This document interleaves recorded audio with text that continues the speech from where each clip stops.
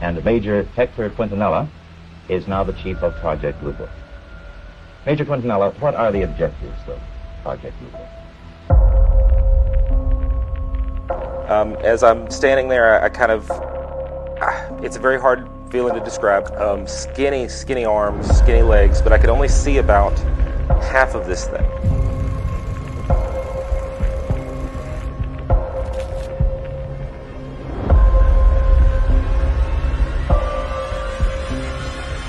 It was just an eye-opening experience. There was a ship coming over the house.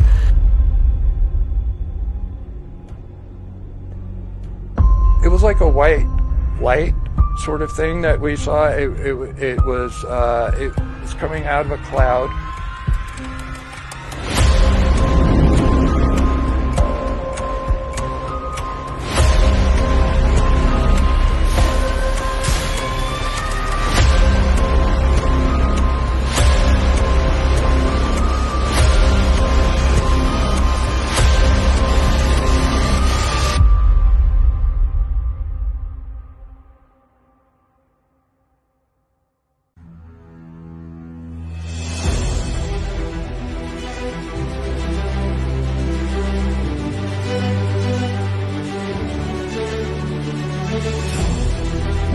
I'm ASDP researcher John Dickinson in Tennessee. You're watching Alien Strand with Donald Ledesma.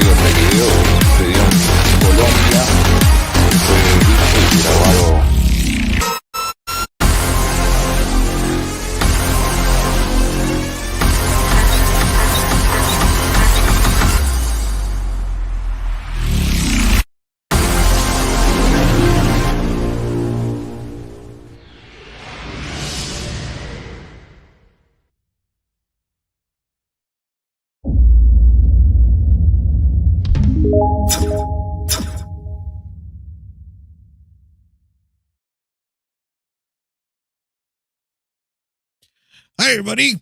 Welcome to this episode of Alien Strand Podcast. I'm your host, Donald Ledesma, and welcome to today's show. Yeah, it's going to be an interesting one today. Pretty good one. So we have a guest today named John Dickinson, and he's going to be coming out with his story here shortly. But I want to welcome everybody to Alien Strand Podcast. We are live on video and audio. So we're live on, let's see, what are we live? Facebook right now, YouTube, and that's about it. The other platform didn't work very well, so we went ahead and get this direction. But we're streaming on different platforms as far as groups. Okay, so if you're watching on a group, you can probably comment. I might see your comments come in. I might not. I don't know. We'll see if they come through or not. But I just want to welcome everybody to Disclosure, because this is what it is. Alien Strand Podcast with ASDP and everybody involved. We're all friends and we're all family, and we all do things together as one. All right. So that's what it's about, man. And like I said, today's podcast with Mr. John Dickinson, great. It's going to be a great interview. I hope you guys are ready for this. Remember, keep an open mind. Keep a very open mind on everything that we're going to be talking about today, because some things may just seem unreal, and some things that is real, man. And I've talked to hundreds of people, man, already, and these experiences, they almost seem like they're not real, but they are real because as the stories come together for folks, I start noticing that the stories are almost similar but different, right? They all have the same kind of the way it happens to them is almost the same, but sometimes a little different. Then they overlap each other just a little bit. So that way, I know that these stories all connect together to, let's just say, maybe the same interdimensional being or whatever it is, right? So yeah, let's go ahead, we'll get this podcast going here in just a second. But like I said, follow us on YouTube, follow us on Patreon. We'll have these live right now. We're live on YouTube. So if you're watching on YouTube, thank you for watching. I saw somebody out there commenting here earlier. So you can comment. I will see them come through. I'll see if I can just put them up on screen as we go through the podcast here. So don't forget, book on Amazon Kindle. I dropped the price down an extra $1, so it's like $2.99 now. Go check it out, download it, learn some CE5 tricks there, and how to make a contact. Right, that's what it's about. So follow us on ASTP, Alien Strand Disclosure Project, because there's no I in team. We all work together. All right. The middle 3 is now on Amazon Prime. Go check it out. Please give me a thumbs up. And after you watch the film, go on your Amazon Prime app, give me a nice review, and that way the disclosure can get out to as many people as possible, because that's what it's about. Is the disclosure is what it's about, right? People are actually listening right now on the audio. We are live on audio on Spreaker. So it's SPREAKER, Spreaker. If you got the app, check it out. We're live right now. After this, it'll be on Spotify, iHeartRadio, and 27 other platforms. It's going to, this actual recording today and this live podcast will be distributed out to all these other platforms for you guys to enjoy. And, disclosure is about everything. It could be supernatural, could be extraterrestrial, Bigfoot, it could be creatures, cryptids, anything. It's disclosure, right? Because this is what we're trying to do. We're trying to get all the information out as much as possible to many folks out there that are experiencing the same things that we're experiencing here today, right? So this is what it's about. Monica Dickinson, there she is. So this is going to be epic. So they're watching in the background, and it's just awesome. George Heather Duchette says thank you for the invite. Hopefully you guys can understand what Mr. Dickinson is going to talk about today. It's going to be a lengthy one. So we'll try to wrap it up in about 45 minutes to an hour. Hope you guys have enough that time. So let's go ahead and get started with Mr. Dickinson. Let's go ahead and bring him on in. And let's talk to Mr. John. Hey there, Donald. Hey, what's up, my brother? How you doing? I'm doing great. Hello, everybody. All right, brother. Well, thank you for being on the show today, and For having me. Just kind of getting your story out there, right? I mean, because that's what it's about. We're about getting all the information, and I want everybody to understand how your story it has come about, and I want everybody to know where you're at as far as everything that has happened to you. So, can you kind of start from the beginning how a lot of this stuff unfolded for you as far as the contact? When I was 17, almost 18, about 18, 17, 18, I did a lot of riding on a three-wheeler. I live in a really wooded area between Memphis and Nashville, deep in the woods. And I used to ride in this area that the state of Tennessee used to keep bush hogs for wildlife, whatnot. It was a wildlife refuge, statute of limitations.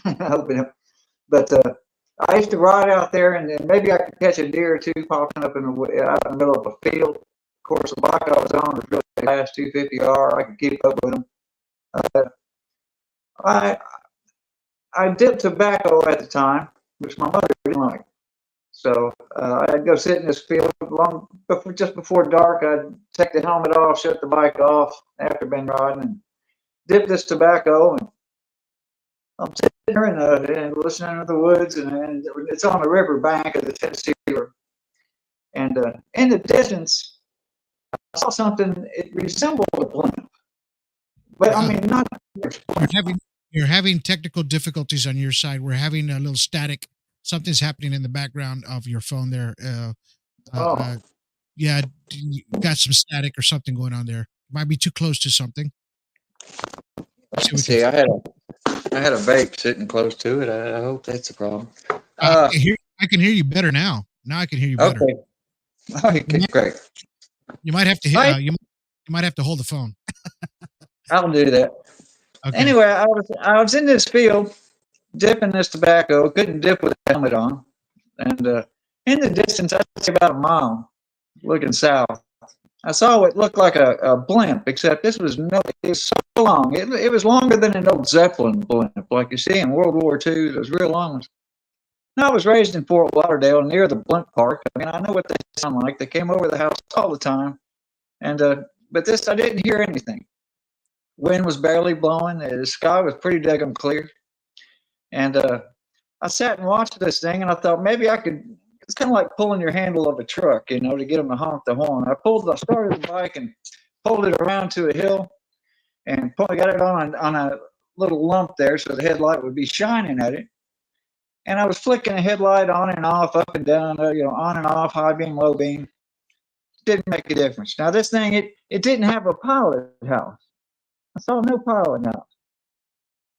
So I sat and watched it for 5-7 minutes. It just slowly moved on to the west. And I was just thinking to myself, God, I wish I could see it. I wish I could see what that was. I wish what was going on. I was praying to the Lord. I heard a branch. It sounded like a piece of wood cracking behind me, like a large tree branch. And I turned around, and there was a small one. It looked like a clothes iron. I say small, but it was about 30 by 15, 30 by 20. It was pretty good size. And it came upon me. Now I'm going to stop here because I had undergone some memory problems. Later on, I had some memory problems, and this is just a memory that had come back to me.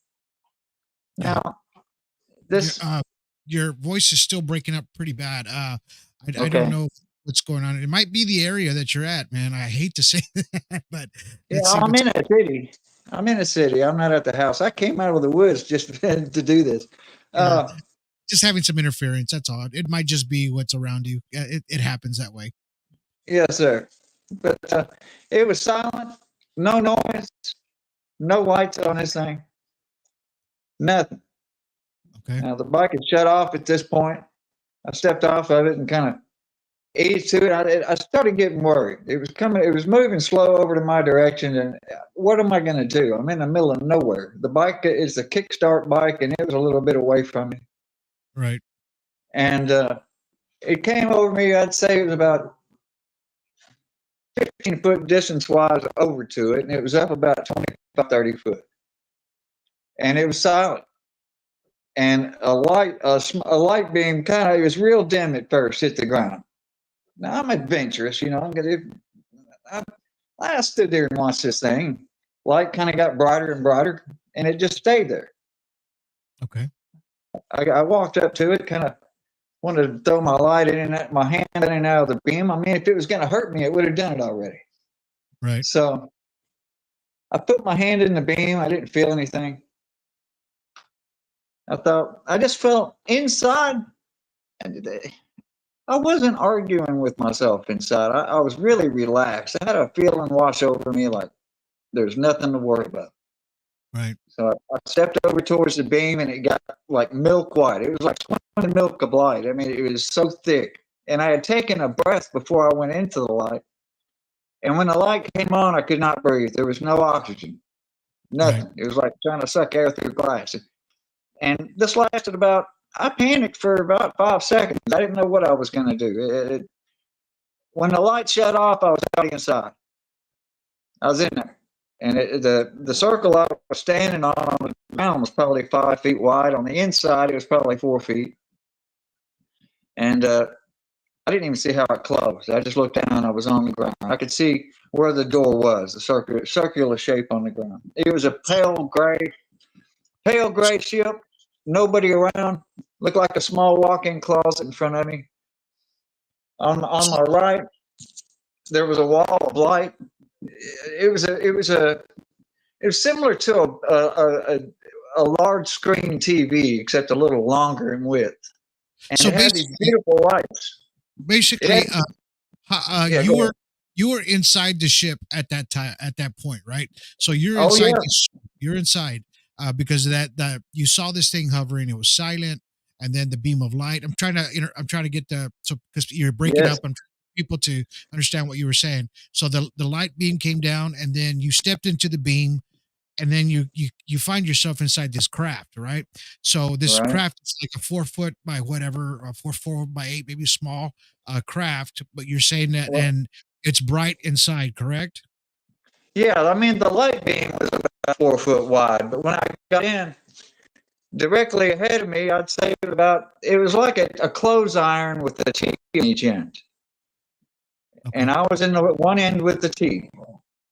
Now there were no lines, no control surfaces, nothing. There wasn't a clothes rack. It looked like a clothes rack. It looked like a walk-in closet without a clothes rack.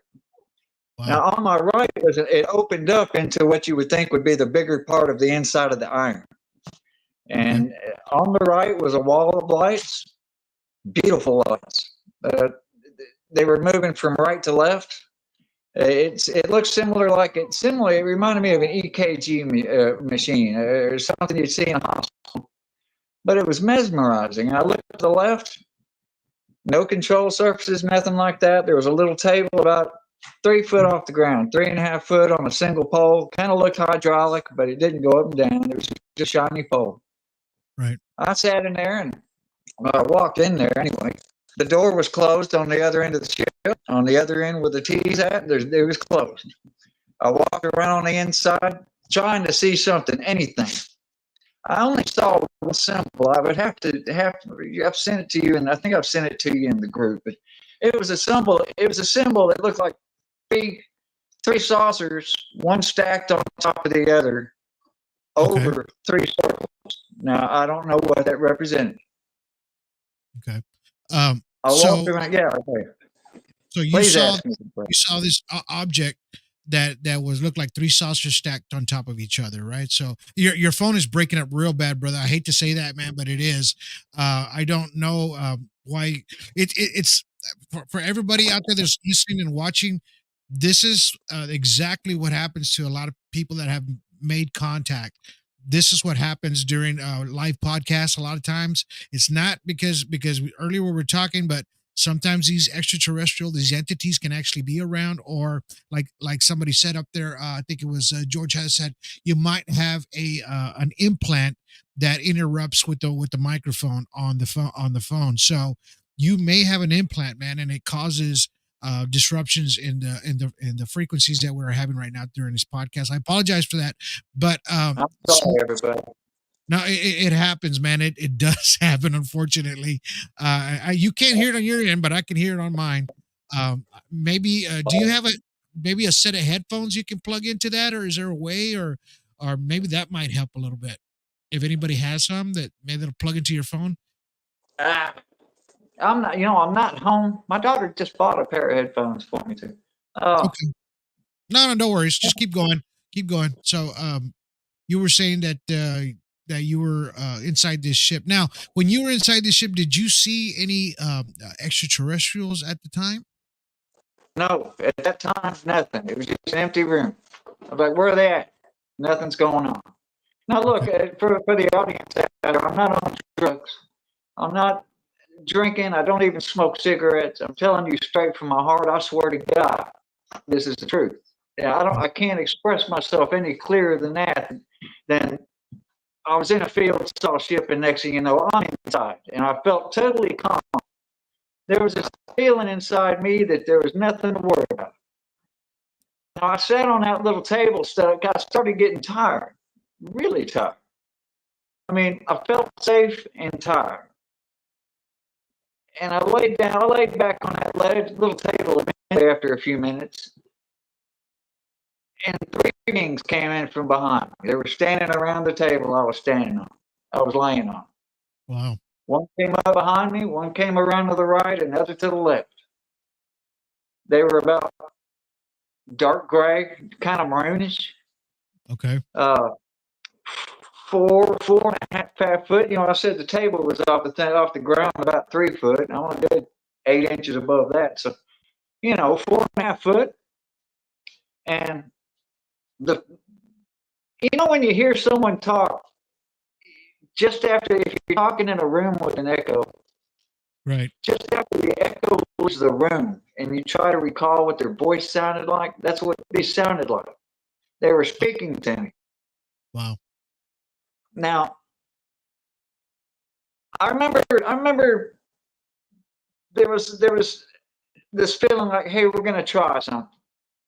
Just relax, just a second. And I got this heck of a headache. It was like a shock. And then it stopped.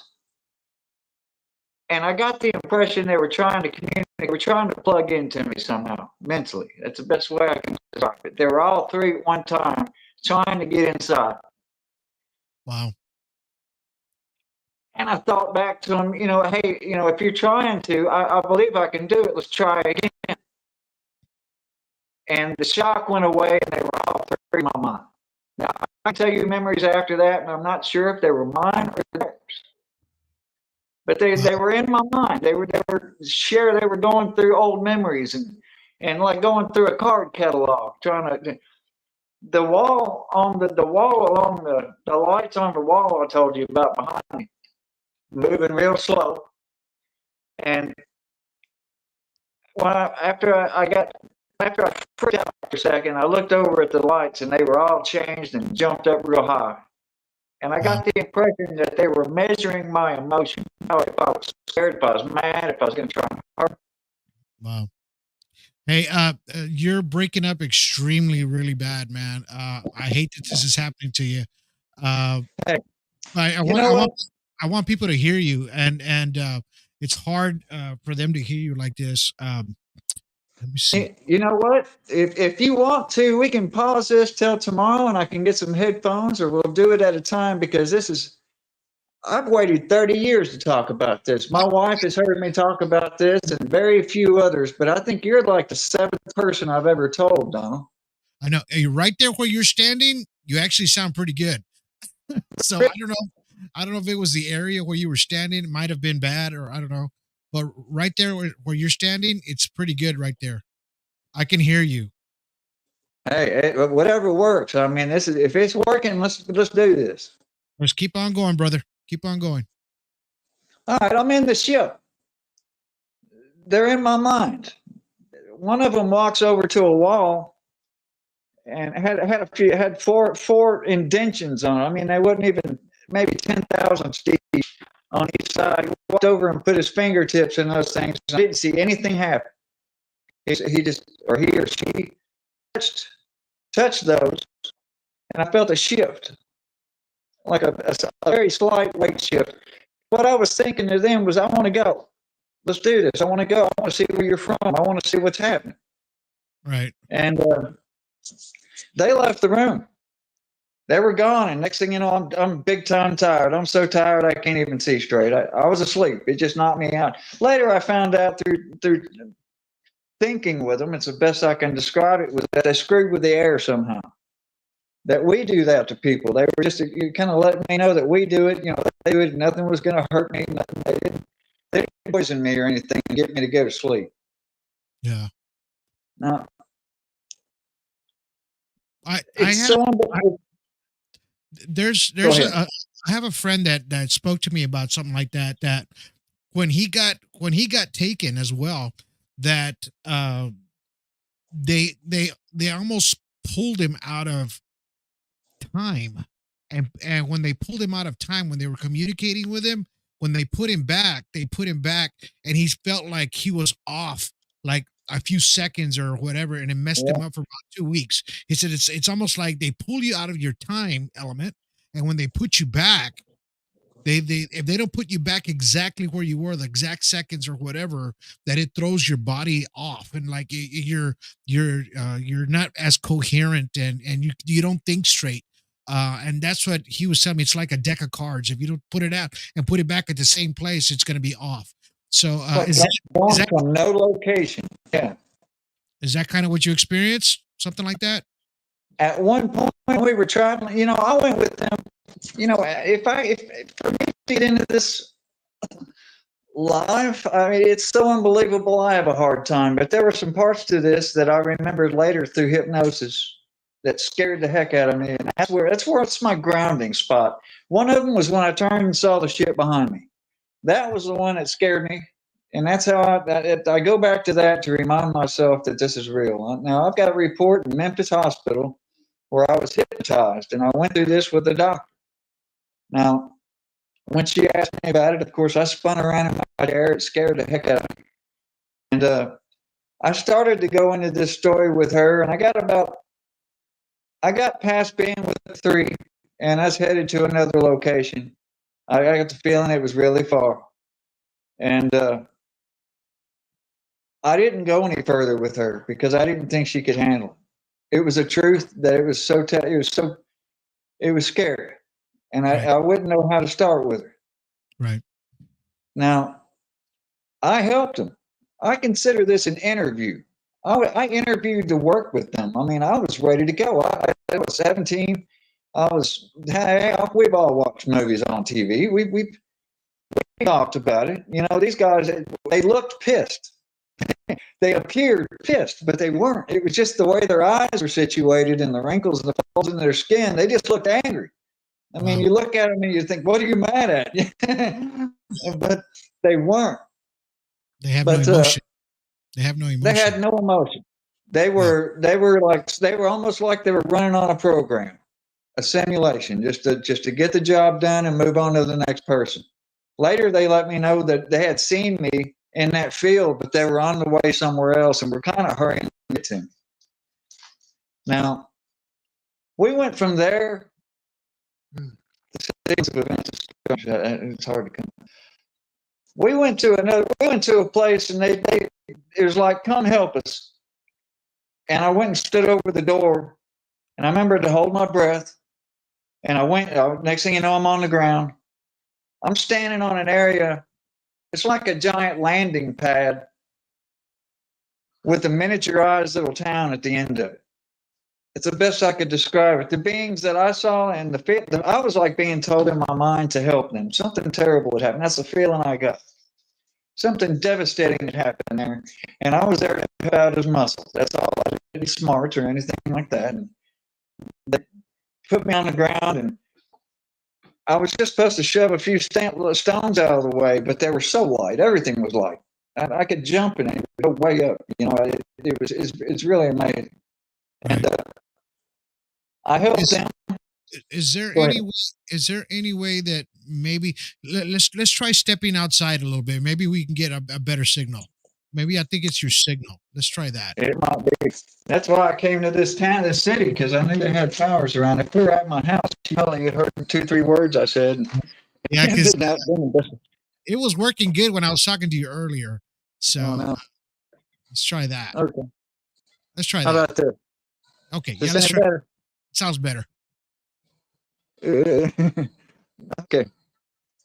You know, I've had 30-something years to think about this, and you know, the immediate memories I had in the hospital, it scared the hell out of me. But you know,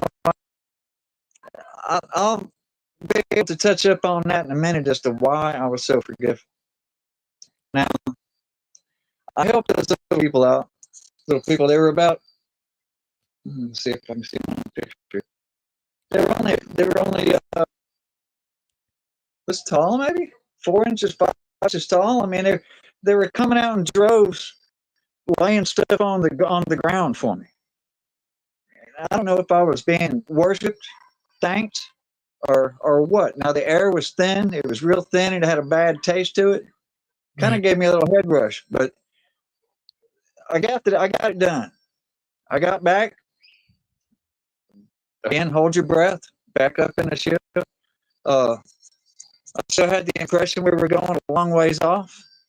We went to another place. Now, I think I told you about it in the text. So went to another place. It was another city. I thought this is where they came from, and there were other humans there. I'm about ashamed to say some of the stuff here. Well, I went to. You hear me? Yeah, it's like breaking out really, really bad. I don't know what. I mean, we had this we had this going good. I'll tell you what. Why don't you call me on the phone on the instant messenger? We'll put you on the phone so that way at least we'll probably get a better connection that way. It'll be hard to do it on video. I'm thinking it's Just been a something's while. it's just something's glitching on your end, brother, and it's like I want Oh, people I'm to, so sorry to hear that. Yeah, yeah, I'm sorry. yeah. I know it's not your fault, man. It's technology too, and then whatever's happening that's in the air. Because once you start talking, it starts clear, and then it just starts breaking up again. Um, Signal can't handle it. yeah, it might just be the energy around you, man. It's unfortunate that that is happening to you. But it But happens to me. yeah, it does it a lot. Yeah. Yeah, I figured it did. I'll tell I you thought what. something would happen in my car on the way here, to be honest with you. I thought something would happen that would stop me from getting here to tell you this. I tell you what. I tell you what. Go ahead and hang up right here. I'll text you my number. Call me, and I'll put you through where people can still hear you. Okay, we'll do it like Yes, that, sir. and that way at least they can hear you and get something better out of it. Right. All right. I'll be on the phone in just a minute. Hold on, everybody. Okay. All right, sorry about that, guys. It's just that we got some bad signal going through on his end, and it happens. It does happen. You've heard my podcast from the past.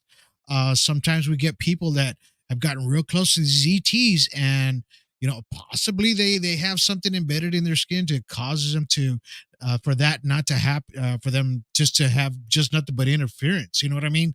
I'm texting him my number right now so he can just call me. At least you guys can hear him. Okay. I'm gonna send him my number.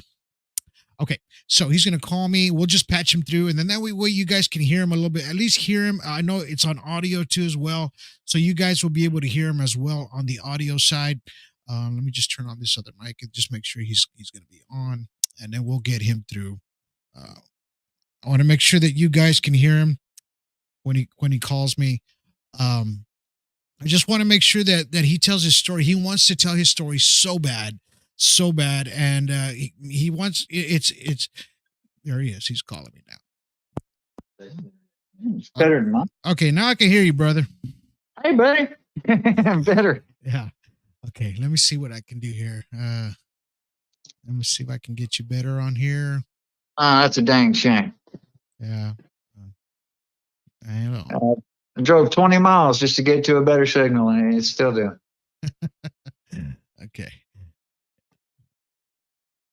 All right. I just want to make sure I don't know if you guys are getting an echo in the background. I am sort of getting an echo. Well, I'll turn this down a little bit so it doesn't feedback. Oh, you got me on speaker? Yeah. Oh, yeah. I'll take you off. Yeah. Let's try that. Hey, better? Still the same. But it's okay, man. We'll let's just do the best we can with it. Let's see. Okay. Let me get you. Hopefully people can you guys hear him out there? Just want to make sure.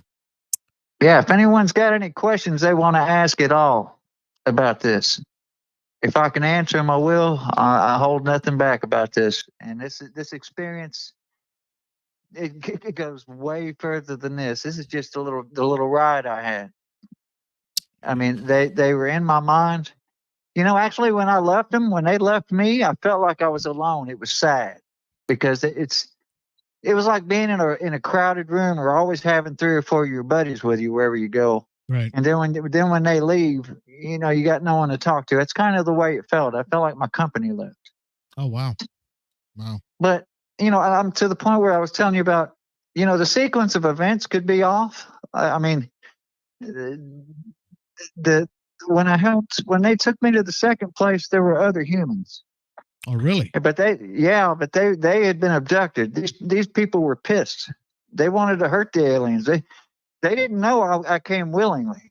They were mad. They were like, "You wait till that one turns around. I'm gonna do something to them." But they didn't understand that their mind was being read the entire time. Wow. Now they refused to eat. Now I'm getting hungry. I'm getting hungry about this time. Okay. And I'm thirsty and hungry. Now I didn't even get in it. Before that, you had to use the bathroom on the where that beautiful screen was. I had to use the bathroom right there. They told me to go. and I peed and, did number 2, and I was embarrassed. And as soon as I walked off, they cleaned it up, had a little like dustpan thing, cleaned it up, and it was in sample trays or something. They just took off with it. Wow. This other ship that I was on, the one with the lights, it was already connected to a bigger ship. When that door opened where the 3 of them came from, I tried to go down a hallway, and I felt high, to be honest with you. I was doped up. Wow. That was what was in the air. They were asking me if I liked the way it felt. At that age, I was like, yeah, bring it on. And, they would let it get stronger and stronger until I said stop. It would get to the point where you couldn't talk right, like being drunk. Okay. And I tried to go down the hallway, and one of them came back. It was a thin hallway. It's probably about 3 foot wide, metal. Everything's like dark silver. And one of them came through and kind of led me back. And in my mind, I was hearing, just come on this way. This is all one ship. This is because I had been thinking, are we on the big ship that I initially saw? And what I got back was, this is all one ship. So while I was getting hungry, we're talking about being with the other humans. We were clearing rocks, big rocks. And there were 2 dark stars up above us. I mean, it was very dimly lit. You couldn't hardly see, but there was a light that was shining down, an artificial light, and we had to stay within that light. That's where the heat and what little air we could breathe, that's where it was. Now, was the air, did the air seem like humid? Was it humid inside this craft? Was it humid? No. Yeah, no, it wasn't humid. Was the air kind of thick or anything like that you can... It was thin. It was real thin. It was thin. Okay. Yeah. So do you think at that point that maybe you were in space? You weren't on the ground anywhere? Oh no. I mean, as soon as I came out of the light, the way it felt to me was we were gone. When I told you I shifted around a little bit, yeah. When they left the room, oh yeah, we were in transit. We were gone. Wow. I couldn't see, but I could feel by their thoughts. I could tell that they were like, well, we're on the way now. We're going to go a long ways. That's a place far away as far as I was concerned. Wow. And, then we saw the little people I helped out. And then we were up with the humans. And I made a friend there, and I can't remember this dude's name. He became my best friend. Oh, my God. If I could just go under hypnotism one more time, I told him that if I ever saw him again on the planet, I would find him one time. And I never got back to it. I forget. And he was human? Oh yeah, he was human. Hold on a second. All right, I had an alarm going off. Yeah, he was human. He had dark hair, kind of curly hair, weighed about 50 pounds more than I did. And he was pissed all the time. He wanted to hurt these aliens. And now there's some kind of taller, slender aliens that were there, and they were bosses. I say that because they didn't hang with the little ones. They kind of stood off to the side and watched us, and they were dark maroon, kind of real darkish brown. And every time I got near them, I got this headache. Yeah. I mean, my head split wide open. And my wife would tell you, I don't get headaches that often. It's pretty rare. And I had such a bad headache around this one, and I just felt this hatred, just this disdain for me being around. So I stayed away from it as much as I could. But we're moving rocks, and we had to use the bathroom. I had a T-shirt, and in the late '80s they had these shirts, these beach shirts with tails on them. Right. Yeah, the back of the shirt was about 8 inches longer, or something like that. Some kind of Egyptian style beach shirt or something. I don't know. But I was tearing strips off of that to use for toilet paper. Wow. And when I got to the humans, I was cutting up pieces of my shirt and giving it to them. And what you would do is you'd use the bathroom, and you had to just sit and let it dry, and then brush whatever was on it off. I mean, that was the only thing you had. So you're having vivid memories here.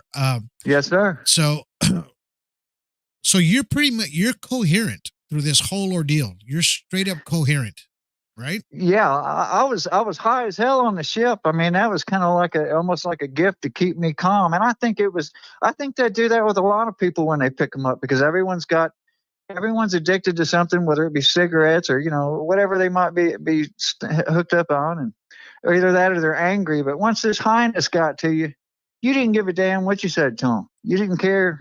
They could walk in a room and smile or spit on. It wouldn't matter. I think that's what happens with a lot of people, and a lot of other people when they're picked up and they can't breathe. You hear about these people saying, "Oh, I can't breathe," when the air was gone. I think that's what that is. At least in my case, it was.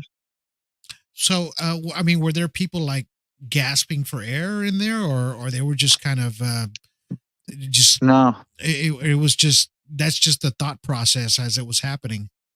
No, when I was there with the other humans, there were probably 7 or 10 of them. And they were moving rocks and bitching about being hungry, and they looked underweight, dirty, real dirty. And like I said, I didn't tell them I volunteered. I was I was glad to help. I mean, the thoughts coming to my mind were just do what you can, and we'll take care of you soon. That's all. It's all I knew. How long do you think you were gone for? Total? Yeah. A month? At least 3 weeks, a month. I remember asking them what time, what's the day, what are we doing? And the feelings I got back is, does it really matter? Okay. We're going to get you back. Okay. Now, when I was out of the ship, when I was out of that initial ship, I wasn't high. There wasn't detoxing or anything like that. I just felt like crap. Okay. Now, the humans on this planet, what I figured was they brought what was like a big chunk of cow to us, and it was the cow udders. Okay. They were frozen. Everything was frozen on this cow, and what part of it they brought, and they just came and dropped it in this soil. Now everyone's kind of like, well, I ain't eating that. I ain't touching nothing they give me. Screw them. I'll fix them. And they were mad. But I got to thinking, I was going to trust the process. It was like cheese, Yeah. So there was a kind of a sharp rock there, and I sliced open the udder, and I started reaching in and eating it. It was nasty. I mean, it wasn't as anything you'd want to taste. But I ate it. I mean, I had faith that I wasn't gonna, they weren't just gonna take you somewhere and feed you something rotten. So I ate that, and a few other people did. They reached into it, saw me. I mean, it didn't actually exactly fill you up, but it'd help you out a little bit. And, so what did these grays? You said they were grays, right? What did they look like? Like, how were their skin looking like, and exactly what these things were that took you? All right, the ones that came and got me, the short ones, they were frumpy. They had their eyes looked like they were pissed. Kind of had their brows were pointed downwards, like they were in deep thought or mad. Okay. I can't remember exactly if the eyes. I hear they had slits for eyes and stuff. Their retinas, but I didn't see anything like that. The eyes actually, when I would stare into them, it was almost a form of communication. It was soothing to look into the eyes. Okay. Now, excuse me. I just the ones on the planet, the ones on the ship were like a light to tan, a light gray, kind of a maroonish, got dark brown color. The ones on the ground, the bosses I call them, they were tall. They were taller. They were upwards of 5 foot, and they were real dark maroon or brown. It was like someone like they'd been suntanned or something. I don't know. Okay. They had been around a longer time. Okay. Now, were they wearing any kind of clothing, or is it, or the no clothing? Okay. No, I didn't see any genitalia, nothing. They just had their own thing going. I don't know. I looked for privates. I could tell to their mental process if they had a female or male kind of essence to them. Right. That's the best way I could describe it. They had essences. Huh. Now, we ate that cheese or whatever, that milk, that clabbered milk.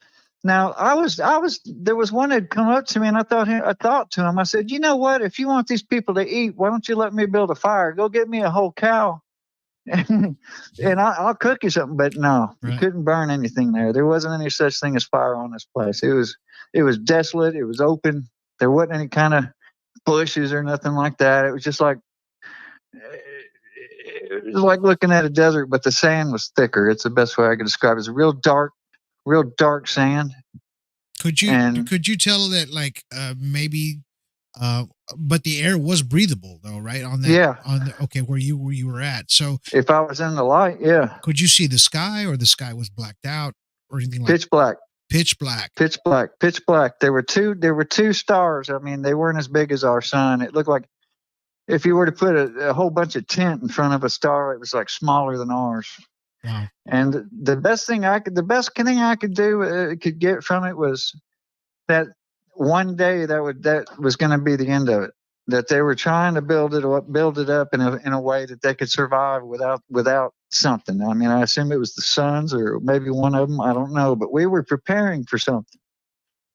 Now, when you got off the ship, you said it felt like being gone for a month. You said the memories left you as soon as you stepped out, correct? You didn't have the memories there anymore of what had happened to you, right? Did it seem like just like maybe you had just walked through a portal, or No. I mean, not like that, but just almost like just from one second to the next? Did it feel that way, or did it actually feel like you had been gone for a while and you were tired?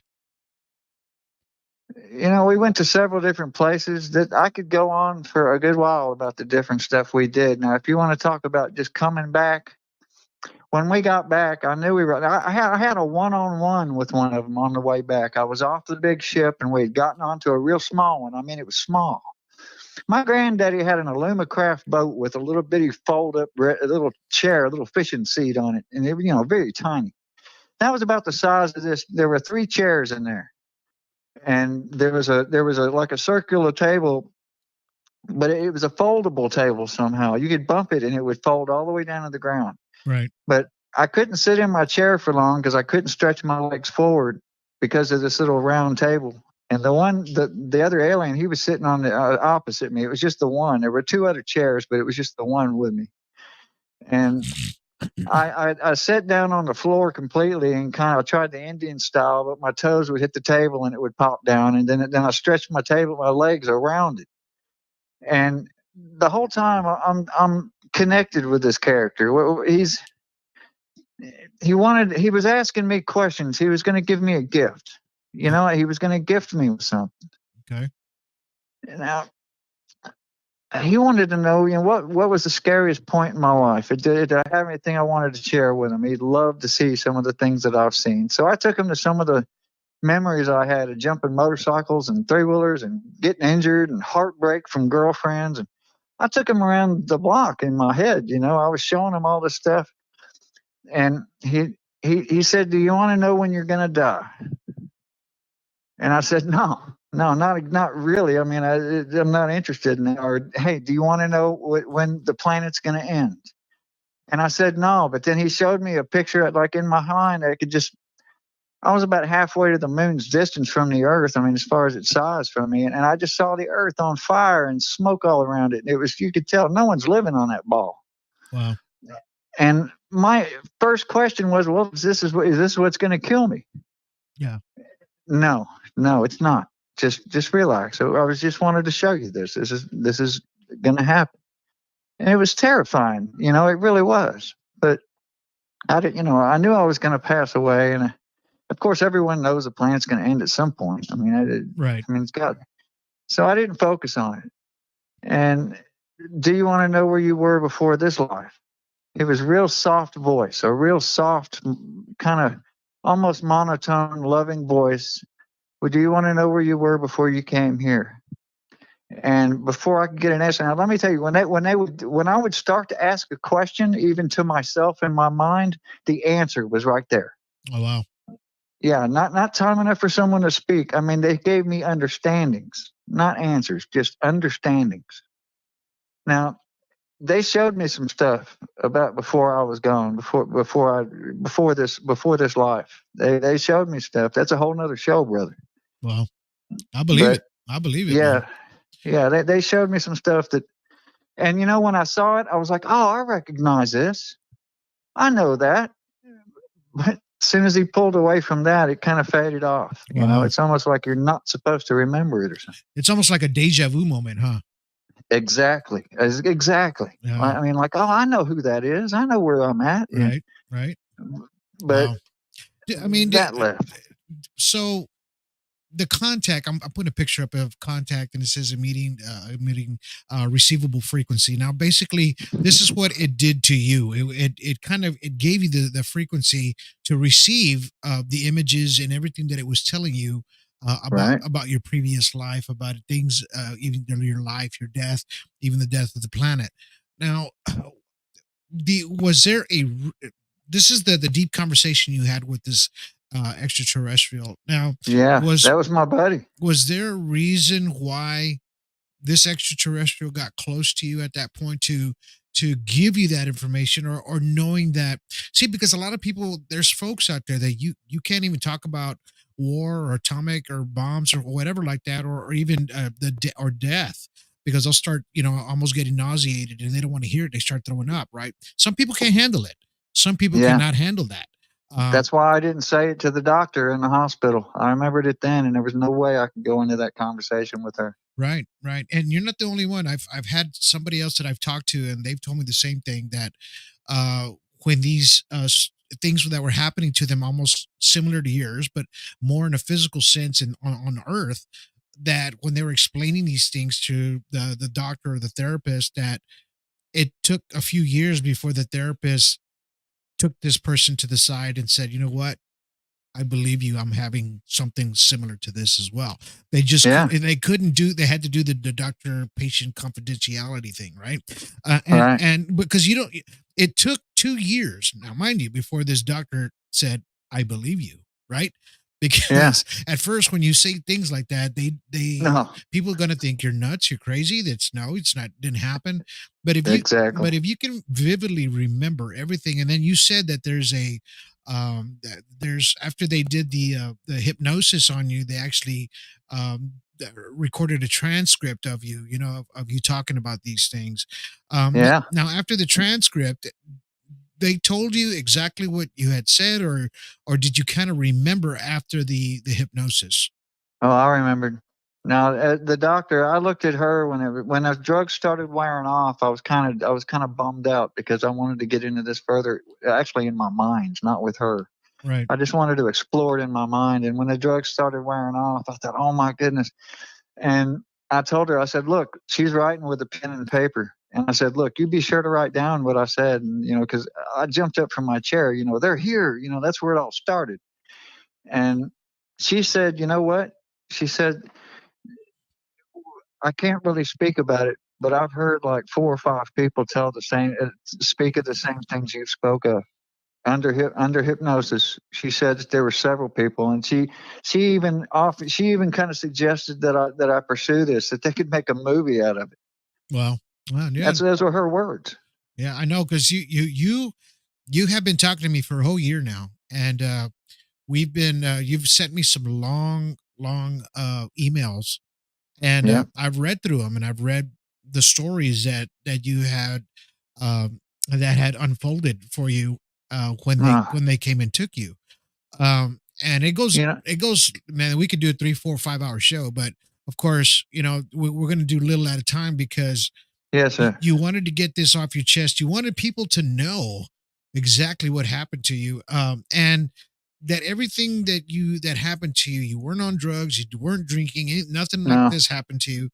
And then now, after can I elaborate on that for a second? Sure, go for it. Go ahead.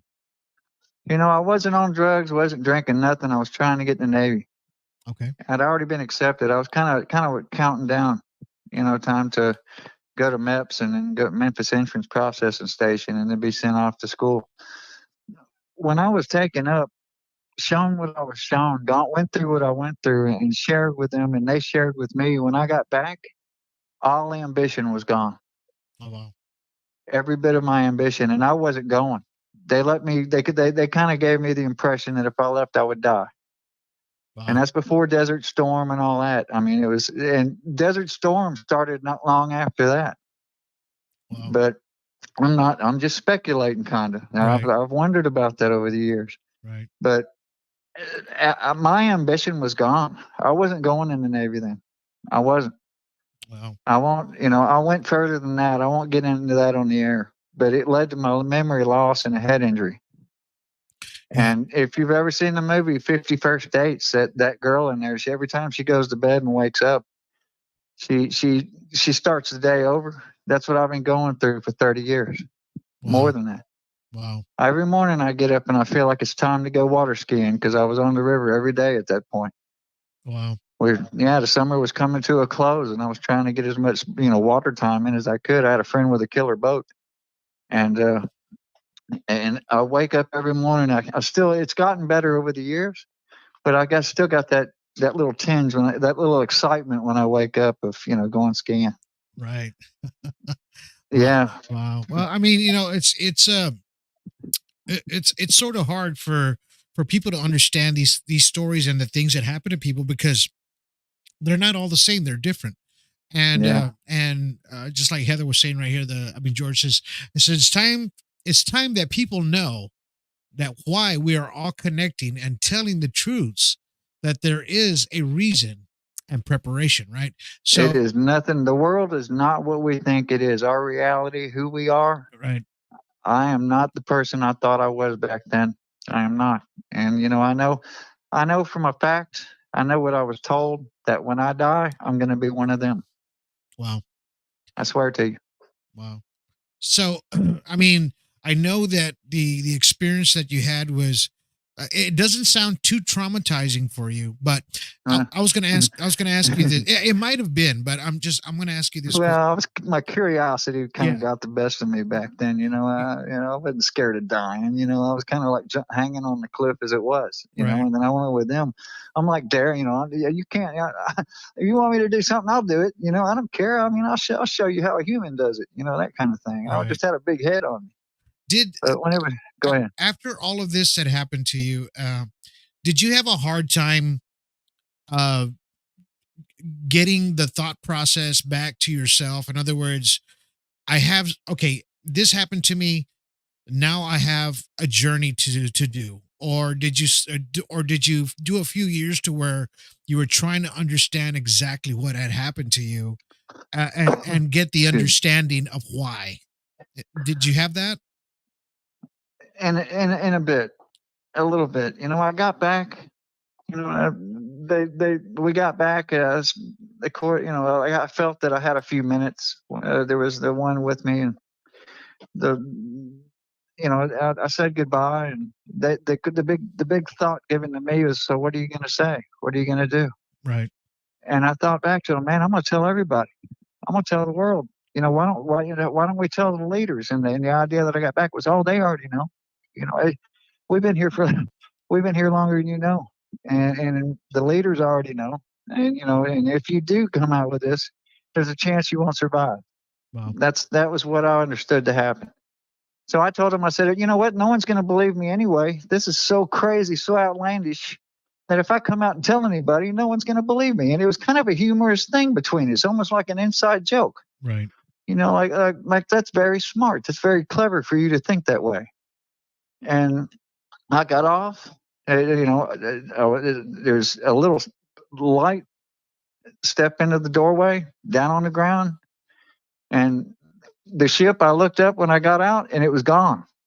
And I looked up maybe 40, 50 foot, and I could see the stars above me. There was a certain patch of stars that were all wavy, kind of like looking down a hot highway. Right. And I could feel that he was still in my mind. So I thought up to him. I'm like, hey, hold on. There's a daggone door. That's your phone, brother. Anyway, I don't have time to take it. I'll let him get. I looked up and I saw the lights up there. They were kind of shiny, and I could still feel them in my mind. And I kind of yelled out physically, hey! And I thought, come back, come back, come back. That's what I was thinking. And then the ship materialized again. It became visible. Oh, wow. And the thought that came to me, the feelings that I got were, what do you, how can I help you, before I go, what we, and I just told him, I said, hey, I can still see you, kind of jokingly, like, you're not being as secret as you think you are. Right. And then I just heard this, okay. And I looked back up and the stars, it was gone. He was out of my mind. I was alone. I stood there for a second. My can of dip was still on the bike. Heck, it was still warm. I Wow. went over there, and I got a big dip, and I thought, well, I'll dip with my helmet on. I remember having that argument with myself. I want to dip bad. I put my helmet on, and on the way to the house, I was thinking, how am I gonna go about this? Who do I tell? What do I do? On the TV, you watch movies. Anyone that comes public with that stuff, it doesn't wind up good for them. Yeah. So before I got to the house, though, my thought process went from talking about this to, well, I wonder what I'm going to eat for dinner. I'm starved. Well, that kind of food tastes good. I hope mom's cooking, and then the thought process ran that line, and I totally forgot. Before I got off the bike, I had no idea about it anymore. Really? Yeah. And, I asked him on the ship when it was just the one and I said, please let me remember this. He was going to give me a gift, and the gift was to show me what I was shown with the planet and all that. But my big question was, please let me remember this. Wow. And he was like, I say he, but it was like, it was, you want to remember it? That's very smart. That's very clever, but it's going to be hard. Are you sure you want to? And I was like, yeah. And I kind of got the sense that I was going to be injured or something was going to happen that was going to be detriment, but I would have to pay the price if I wanted to remember. And that's what happened. Wow. So they're asking a question out there. George says, did it feel like you were gone 3 weeks, but did time change? In other words, did it seem like time changed for you, or just kind of did it seem from 1 second to the next? When they first picked me up, it seemed like time was moving pretty fast. I mean, we were to the first place with the little bitty people, and then we were to the place with the humans, and that's what seemed like the longest. I remember being there with them because they had a hole dug out where I could sleep.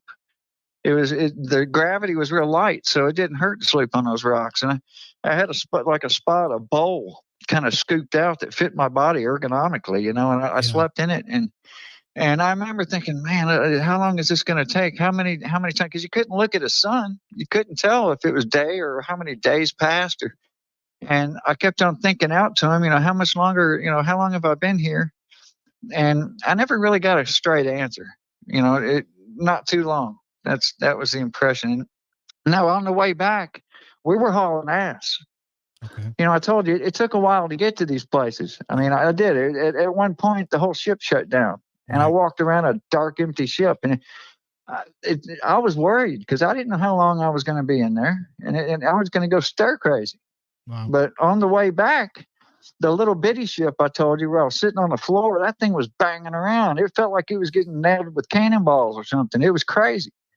And the little guy steering it or whatever he was doing to it, I could feel his stress level.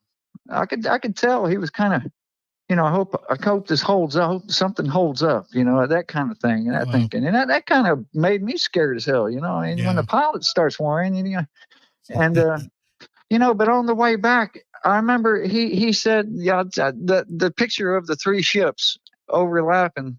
He said, do you want to touch that? And I was like, sure, and it was, from what I gathered, it was to increase or decrease the speed. And when I reached over, I just jokingly, I slung my hand up and down real quick. Uh-huh. And he was upset.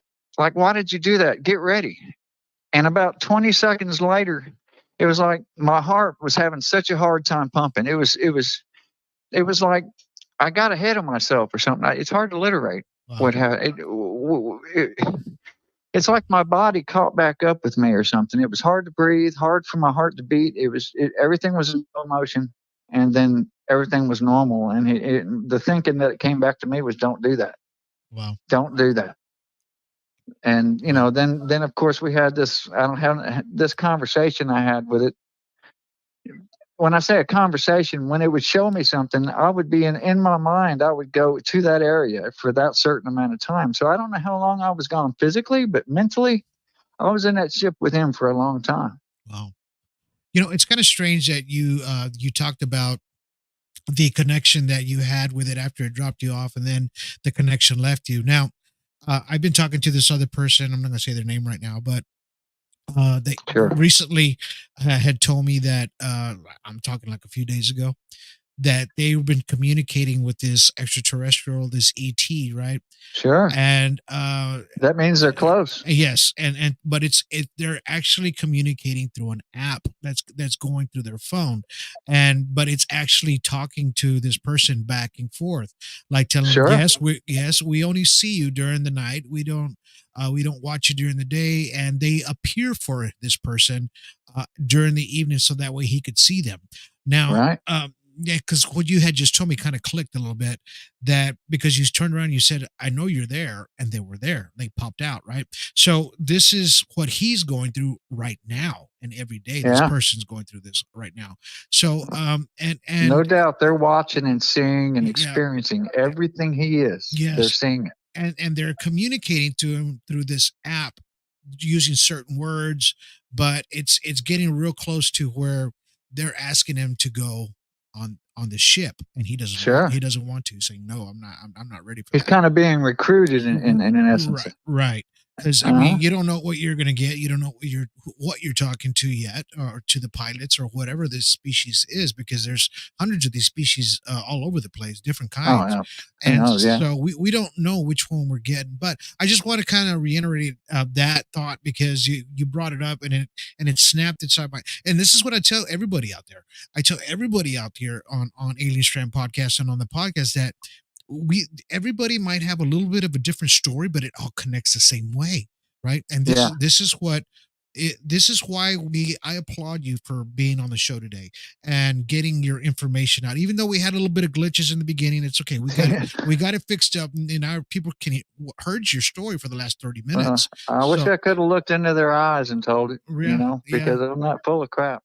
Well, I know you're not lying, man. And, and they know you're not. They know you're not lying either. And this is something that happened to you. And of course, we only have an hour show, but Yes. but thank you for being on the show today, my brother. I really appreciate your story and everything that had happened to you. Now, I'm going to get you back on the show here pretty soon, because we got a lot more to talk about, and we'll do a part. We'll definitely do a part 2 of this, because I know you have a lot more to say. But we have an. Hey, thanks for having me, brother. Hell yeah, brother! You're part of ASDP Industry Disclosure Project as well. And the reason we have people, folks like you, and all these people that are part of ASDP is because you guys are experiencers, man.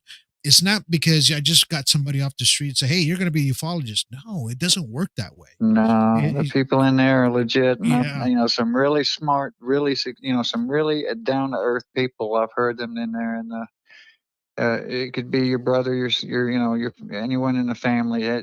They are down to earth, and I'll talk to anybody in there. Exactly. And, we have our little private group and chats, and we get real deep on conversations sometimes. But thank you for being on the show today, brother. I really appreciate you. And thank you for giving all your insights and everything that happened to you, because your story, it goes a lot deeper than a lot deeper and further, because, you have a lot of days in there you need to talk about, and that was, you just kind of skipped around a little bit, but which is great, because at least people got the logistics of what happened to you. And I'm going to ask you one more question before we leave. Do you still feel like you're being contacted? I feel like I'm being watched. I know in my mind that they're connected to me, at least a little bit. If you ask me, I think everyone on the planet's been visited mentally in their dreams, right. Physically in their dreams. I think their consciousness is being visited by other beings. I do. Wow. Yeah. And I wouldn't be surprised if a member of our group is one of them. I mean, why not? Why not? Right. Yeah. It's a possibility, and then they're just, just making sure we're saying the truth, right? This disclosure. This is exactly what it is. George says that thank you for the amazing story. Shauna says thank you very much for sharing your story.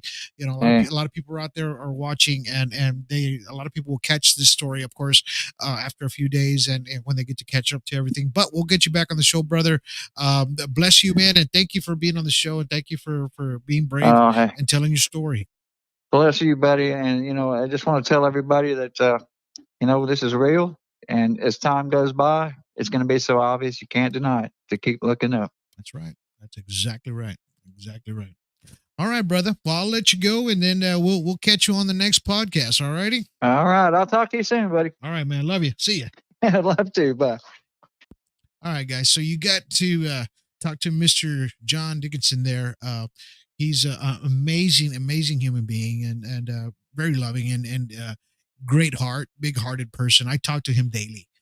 And I don't know if you've seen him on a lot of our groups. He's an administrator, and of course Shauna is. A lot of people there as well. And like I said, a lot of these people that are a part of Alien Strand Disclosure Project are experiencers, right? So I just want you guys to know that, and now I'm starting to break up. So I just want you guys to know, it's. They're just doing the best they can to get the disclosure out there. But all right, guys, we'll talk to you later. Have a good afternoon, good evening tonight. Hope you guys enjoyed the show. First 30 minutes were a little rocky, but hey, there goes my sound. They're watching me. They're watching me, man. Have a good night. Talk to you later.